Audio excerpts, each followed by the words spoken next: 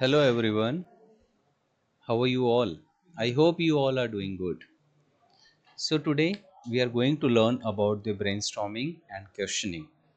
So, in this lecture, what we are going to learn? We are going to learn the definition of brainstorming, then we are going to see the benefits, followed by the rules of brainstorming session. So, let's start the lecture with the definition of brainstorming. And the definition of brainstorming is a tool used by teams to bring out the ideas of each individual and present them in an orderly fashion to the rest of the team. So ultimately, what we can infer or what data can be inferred from this definition, that we can perform the brainstorming session individually as well as we can perform the brainstorming session with the team.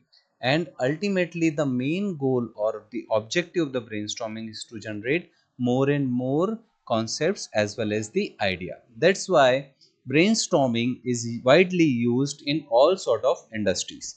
Now comes to the benefits of the brainstorming session. Let's see the benefits one by one. So the first benefit is it encourages the creativity. How? It expands our thinking to include all aspects of our problem or a solution. A design team can identify a wide range of options. So ultimately, what is happening? Once you are going to start thinking, your creativity will increase. Now comes to the second benefit, and what is that? Large number of ideas can be produced. So what is happening? You are encouraging the people, right? And by encouraging, what is happening, we are saying them like whatever ideas comes to their mind, just present them, right? So ultimately, what is happening, it is helping the groups to develop many ideas as quickly as possible. Now comes to the third benefit of the brainstorming, and what is that? All ideas are going to be recorded.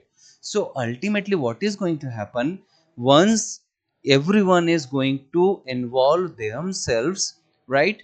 Then what is going to happen, and you are going to provide environment that encourages everyone to offer ideas. Then in by this way, all ideas are going to be recorded, and your involvement as well as your team's involvement will increase. Now comes to the next benefit, that yes, it fosters a sense of ownership. Means you are giving the idea and then you are considering that, and then you are claiming that yes, this is my idea, right? This is the way by which it is fostering the sense of ownership. So ultimately, what is happening, having all members actively participate in the brainstorming process fosters a sense of responsibility as well as a sense of ownership in the topic whatever we are discussing, right? Ultimately, you are having a responsible team's output. Now comes to the next benefit, and what is that? It provides the input to the other tools. It means that if other members are giving the ideas, right, and if any ideas are very good, right, what you can do, you can provide input, you can provide add on the features to the other ideas. So ultimately, what is the most and what is the most important benefit of the brainstorming? Yes, it's very useful. Now let's move towards the rules of brainstorming. Like if you are performing the brainstorming session with your team, what are the rules associated with it? Okay, so let's discuss the rules one by one. So the first rule is active participation by all team members. If you are working in a team, yes, it is an essential step. Yes, here what you have to do, here everyone has to express his or her ideas, even if they are silly, if they want, even if they are seems far out, right? So people, they don't have to think much about the ideas, you just have to express your views. Now comes to the second rule, and what is that? No discussion, no criticism, no compliments or other comments are allowed during the brainstorm session, right? So ultimately, you just have to give your input.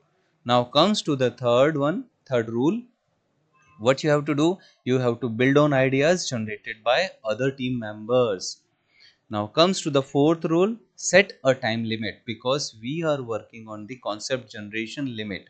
Okay, and when we have to develop a product, we have to set a limit. So we cannot extend this brainstorming session for a longer period of time. For this we have to set a time limit. Now comes to the next rule, and what is that? All ideas written exactly as presented and displayed wherever everyone can see them, right? So ultimately what is going to happen, whoever is giving the input, you have to write it as it is, so that everyone can see and everyone can give the input to those ideas. Now comes to the next rule, and what is that? Clarify ideas. So after the brainstorming session, you can just go over the list to make sure that all team members can understand the ideas.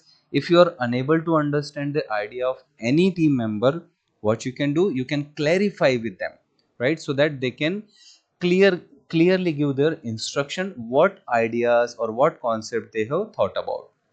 Now comes to the last rule, and what is that? Combine ideas. And ultimately what you have to do, you have to see whether two or more ideas that appear to be the same can be combined. So here you can think about these rules and perform a successful brainstorming session. So this is it with today's video. Thank you so much. If you like the video, please do share it. Thank you so much.